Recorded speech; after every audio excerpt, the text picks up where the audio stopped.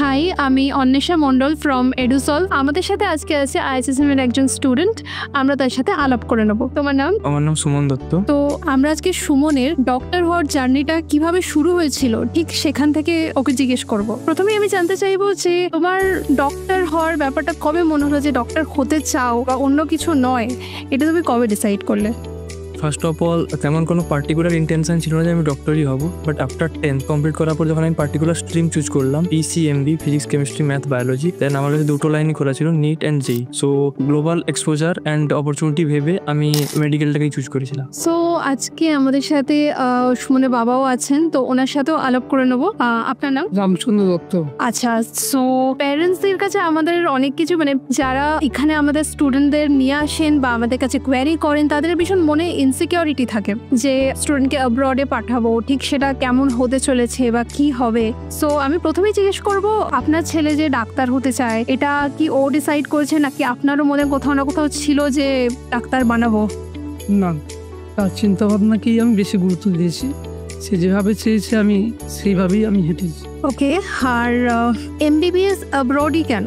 এটা আমি ওর বাবাকে জিজ্ঞেস করব যে এমবিবিএস অ্যাব্রডই কেন চুজ করলেন, আর যখন ডিসিশনটা নিলেন তখন থেকে কিরকম ফিলিং ছিল বা কি ইনসিকিউরিটি মনে কাজ করছিল? যেহেতু একটা অ্যাব্রোডে করতে গেলে মোটামুটি আমরা জানি যে টাকার খরচটা অনেক কম দেশের থেকে, সেই হিসাবে আমি অ্যাব্রোডকে বেছে নিয়েছিলাম। আর ইনসিকিউরিটি তো থাকবেই, কারণ দেশের বাইরে তো মোটামুটি এডুসলভে এসে আমার যেটা এই 1 বছরের অভিজ্ঞতা মনে হয়েছে, সেখানে থাকা খাওয়া বা ওনাদের যে ব্যবহার, যাওয়া আসা, টিকিটের ব্যাপারে আপাতত এ পর্যন্ত আমার কোনো সমস্যা হয়নি।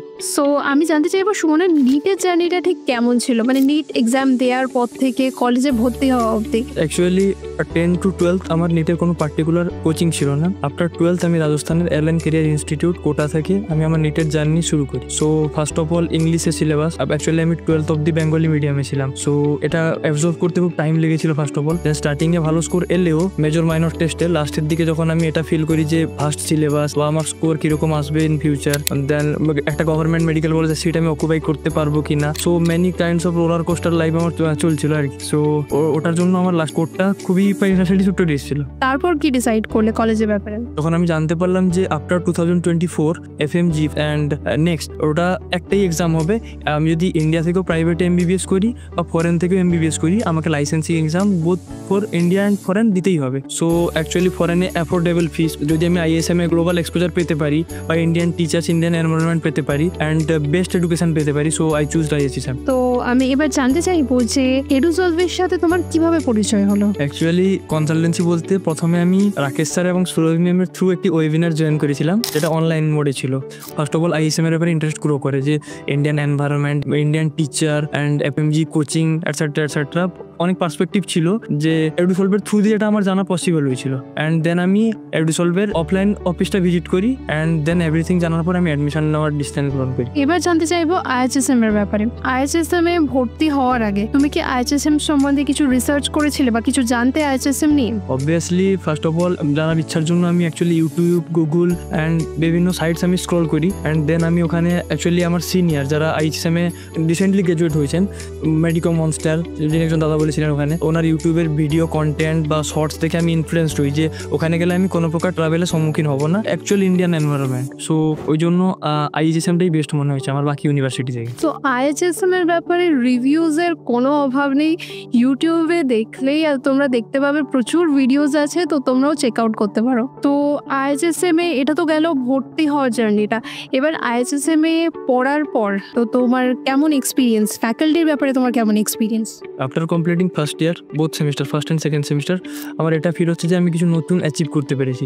জাস্ট লাইক সিলেবাসের ব্যাপারে বলতে পারি, ফার্স্ট সেমিস্টারে যেটা অ্যানাটমির ক্ষেত্রে অ্যাকর্ডিং টু ইন্ডিয়ান ইউনিভার্সিটিজ ওটা খুব একটু এগিয়ে, and second semester physiology, biochemistry, anatomy both medical subject. Indian teachers আছেন যারা, Puja ma'am, Shri Teja, Ashwini sir, as well as parallelly ওখানকার যে local faculty, both teachers in fluent English.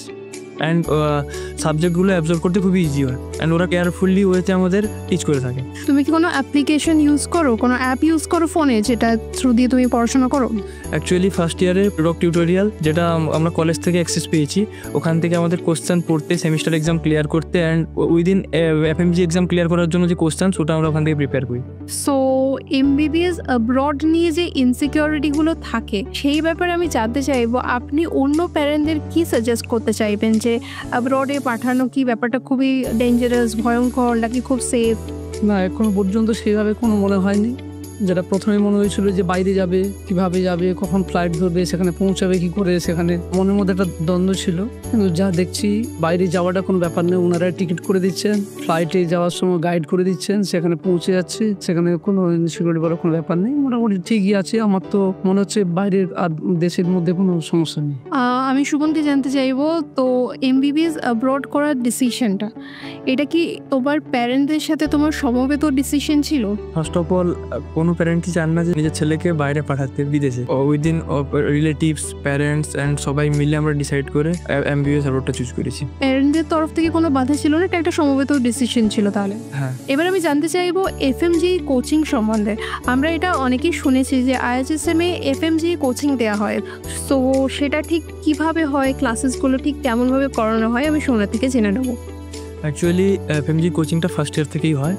First ইয়ারে দুটো semester, first semester and second সেমিস্টারে পূজা ম্যাম আসেন actually বায়োকেমিস্ট্রির জন্য, শ্রীতেজা sir আসেন ফিজিওলজির জন্য, অ্যানাটমিতে অশ্বিন স্যার আসেন, and with all medical subject সিস্টেমেরও ক্লাস লাগে, যেটা আমরা চার্জ হলে কন্ডাক্ট হয়। সো এফএমজির কোচিং আমরা বেনিফিটেড হই হতে। ওকে, কতদিন হচ্ছে তাহলে এফএমজি কোচিংটা? এফএমজির কোচিং ফেজ ওয়াইজ হয়ে থাকে, যেমন জাস্ট লাইক 3 মান্থসে কন্টিনিউ 3 মান্থস চললো, অ্যান্ড ওটা সানডেতে 10 AM থেকে 1 AM অবধি হয়, আর মন্ডেতে এফএমজির কোচিং ক্লাসটা অফ থাকে। সো এফএমজি ক্লাস ভীষণই রেগুলার এবং ফার্স্ট ইয়ার থেকে এফএমজি কোচিং দেওয়া হচ্ছে স্টুডেন্টসদের, যাতে তারা এফএমজি ক্র্যাক করতে পারে।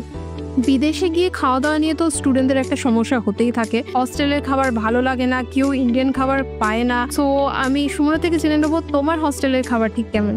অ্যাকচুয়ালি আমি গুরুকুল হোস্টেলে থাকি, সো ওখানে veg non veg both type of food আমরা পেয়ে থাকি, সিজনাল ভেজিটেবলসের সাথে। অ্যান্ড ভেজের মধ্যে আমরা পেয়ে থাকি রাজমা, ডালবাটি, চুরমা অ্যান্ড লোবি, বিভিন্ন টাইপের লোকাল ডিশেস। অ্যান্ড নন ভেজের মধ্যে চিকেন, মাটন তো থাকেই। সো ভেজ নন ভেজে বোথ আমরা নিতে পারি, ইনটেক করতে পারি, কোনো প্রবলেম নেই। ইন্ডিয়া থেকে যখন স্টুডেন্টসরা বাইরে যায়, অ্যাব্রডে পড়তে যায়, তারা মিস করে ইন্ডিয়ার ফেস্টিভ্যালসগুলো। তো আমি জেনে নিতে চাইবো IHSM এ কি ফেস্টিভ্যালসগুলো সেলিব্রেশন হয়? IHSM এ রিজনাল অ্যান্ড সিজনাল বোথ ফেস্টিভ্যালই সেলিব্রেটেড হয়ে থাকে, যেমন হোলি যাকে আমরা বলি, রামনবমী, ঈদ, মহরম অ্যান্ড খ্রিস্টানদের অল ফেস্টিভ্যাল হয়ে থাকে ওখানে IHSM। সো IHSM এ কি স্পোর্টসের কোনো ফ্যাসিলিটি আছে, তোমরা খেলতে পাও? মেনলি IHSM এ ইনডোর অ্যান্ড আউটডোর বোথ স্পোর্টসই কন্ডাক্ট হয়ে থাকে, just like volleyball, kabaddi and badminton, cricket, football, 5টা স্পোর্টস মেনলি কন্ডাক্ট হয়ে থাকে। আমি মেনলি ক্রিকেটটাই খেলে থাকি, সো অনেক বাচ্চারই ক্রিকেট নিয়ে কোয়ারি থাকে, সো এখানে ক্রিকেটের খুবই বড় অপরচুনিটি আছে। ইন্ডিয়ার মতো আমরা এখানে এভরি প্লেয়ারদের জন্য জার্সি, ব্যাট, বলস, অল এভরিথিং টুর্নামেন্ট হয়ে থাকে এখানে। প্রিভিয়াস ইয়ারে যখন আমি ফার্স্ট ইয়ারে ছিলাম, তো আমি ইন্ডিয়ার ক্যাপ্টেন ছিলাম, আমার টিমের নাম ছিল গুরুকুল রয়্যাল চ্যালেঞ্জার্স। ক্রিকেটে India, Pakistan, Bangladesh, every countries regional টিমগুলো পার্টিসিপেট করে, অ্যান্ড ক্রিকেটের চ্যাম্পিয়ন টিমকে 50K prize money and trophy দেওয়া হয় কলেজ থেকে। সো এবার জেনে নেবো তোমার হস্টেলস কেমন, মানে ক্লিনলিনেস অ্যান্ড সব কিছুর দিক থেকে হস্টেলগুলো কেমন? IHSM এ মেনলি 5টা হোস্টেল রয়েছে, গুরুকুল, স্পেক, ইন্টারগ্যালপো, মুক, তুরসবেকুয়া। আমি থাকি গুরুকুল হোস্টেলে। সো গুরুকুল হোস্টেলে রক্ষণাবেক্ষণের জন্য মামা এবং আকরানা থাকেন, ওনারা হোস্টেলকে খুবই পরিষ্কার পরিচ্ছন্ন রেখে থাকেন, জাস্ট লাইক আমাদের ফ্রিজ, আলমিরা, বেডশিটস, পিলো কভার, মেজ floor, each and everything neat and clean থাকে, অ্যান্ড উইকলি ক্লিন করতে আসেন ওনারা। সো ওখানে গিয়ে তোমার নিশ্চয়ই ফ্রেন্ডস হয়েছে, তো কত ফ্রেন্ডস হয়েছে? অ্যাকচুয়ালি আমার হোস্টেলের সিনিয়ররা খুবই হেল্পফুল, ওনারা ইচ অ্যান্ড এভরিথিং আমাদের ছোটো থেকে ছোটো জিনিসে হেল্প করে থাকেন। অ্যান্ড আমার সেমিস্টারে যারা আমার সাথে পড়াশোনা করে, ওরা একসাথে আমরা স্টাডি করি, একসাথে বাইরে বেরাই, অ্যান্ড প্রত্যেকের প্রবলেমে আমরা নিজেদের পাশে দাঁড়াই। আমিও জানতে চাইবো কিরগিজস্তানের সিনিক বিউটিটা ঠিক কেমন? মানে কিরগিজস্তানের ব্যাপারে আমরা অনেকেই শুনেছি এবং ভিডিওস দেখেছি, প্রচুর ওখানে ট্রাভেল ব্লগস হয়ে থাকে। সো তুমি অ্যাজ আ স্টুডেন্ট ওখানে পড়তে গেছো, তো সিনিক বিউটিটা কেমন এনজয় করছো? অ্যাকচুয়ালি কিরগিজস্তানকে মিডল সেন্ট্রাল এশিয়ার সুইজারল্যান্ড বলা হয়ে থাকে, শুধুমাত্র ন্যাচারাল বিউটির জন্য। Lakes, mountains and green apples, obviously green apples, যেটা কিরগিজস্তানের মোস্ট আকর্ষণীয় জিনিস। সো এটা টুরিস্ট অ্যাজ ওয়েল এজ স্টুডেন্টসদেরকে অ্যাট্রাক্ট করে। আর তুমি কি কোথাও ঘুরে দেখেছো? আমি আমার ফার্স্ট ইয়ারে কয়তাস, তাজদোবো, কারাকোল অ্যান্ড 3টা প্লেস ভিজিট করেছি। সেকেন্ড ইয়ারে আমার প্ল্যানিং আছে আমি ইসিকুর লেক ভিজিট করে আসি। আর ওখানকার স্নোফলের ব্যাপারে কিছু বলো। অ্যাকচুয়ালি স্নোফল কিছু স্টুডেন্টের জন্য ওটা খুবই অ্যাট্রাকটিভ হয়ে থাকে, আবার যারা কোল্ড ব্লাডেড ওদের জন্য খুবই ওটা পেনফুল হয়ে থাকে।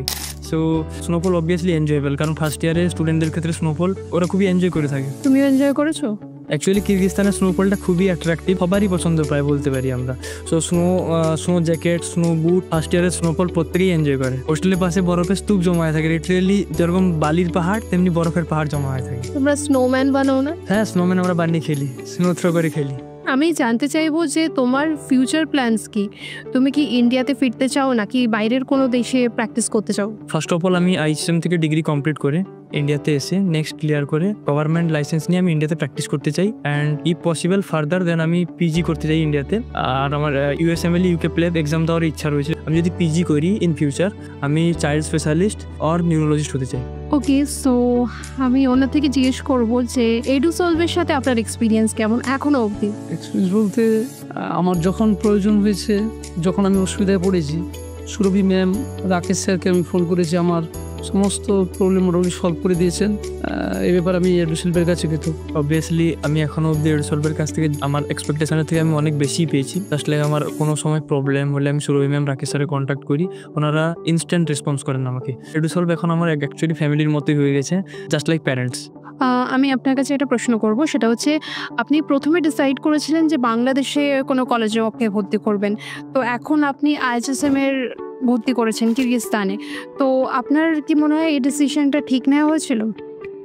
বর্তমান সিচুয়েশানে আমার মনে হচ্ছে রাইট ডিসিশন ছিল, কারণ সেখানে পলিটিক্যাল কোনো ডিস্টারবেন্সেস নেই। তারপরে স্টুডেন্টের তার কাছ থেকে যতটুকু জেনেছি, প্রতিদিনের কাজ কমপ্লিট করার পরেই সে কিন্তু সেমিস্টারে বসার পারমিশনটা পায়। ওদের পড়াশোনার একটা চাপ আছে, ওদের আমার ডিসিশনটা সঠিক ছিল বলে আমার মনে হচ্ছে। বাংলাদেশে যে রাজনৈতিক অস্থিরতা তৈরি হয়েছে এখনো পর্যন্ত কন্টিনিউ রয়েছে, অর্থাৎ সেই জায়গা থেকে এখানে খুব পিসফুল এরিয়া এবং এখানে রাজনৈতিক কোনো প্রবলেম নেই। চাইলে 2 থেকে আড়াই ঘন্টার মধ্যে সে দিল্লি চলে আসতে পারবে, যেহেতু বিসকে ক্যাপিটালে থাকছে। অতএব এই নিয়ে আমি খুব খুশি আছি। সুমন, এই ব্যাপারে তুমি কি বলতে চাও? ফার্স্ট অফ অল প্যারেন্টসের এটাই কনসার্ন ছিল, যদি আমি বাংলাদেশে অ্যাডমিশন নিই তাহলে আমি ঘরে খুব তাড়াতাড়ি আসতে পারবো বা খাওয়া দাওয়া খুব সমস্যা হবে না, যেহেতু আমরা বেঙ্গলি। বাট আমার ফার্স্ট অফ অল আমার স্টার্টিং থেকে আমার গ্লোবাল এক্সপোজারের জন্য foreign country just like Europe, central এশিয়ার যে খুব ভালো ইউনিভার্সিটি যেগুলো, ওগুলো প্রথম থেকে আমার টার্গেটে ছিল। বাট যখনই ওটা রাজনৈতিক অস্থিরতা বাংলাদেশে সৃষ্টি হয়, দেন প্যারেন্টস এবং আমার বোথ ডিসিশন চেঞ্জ হয়।